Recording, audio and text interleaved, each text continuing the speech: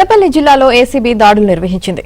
Work బిల్లుల కోసం contractor నుంచి 2 లక్షల రూపాయలు తీసుకుంటుండగా ఏఈ సతీష్ ను ఏసీబీ అధికారులు రెడ్ హ్యాండెడ్ గా పట్టుకున్నారు. సతీష్ ను మున్సిపల్ కార్యాలయానికి తీసుకువెళ్లి రికార్డులు పరిశీలిస్తున్నారు.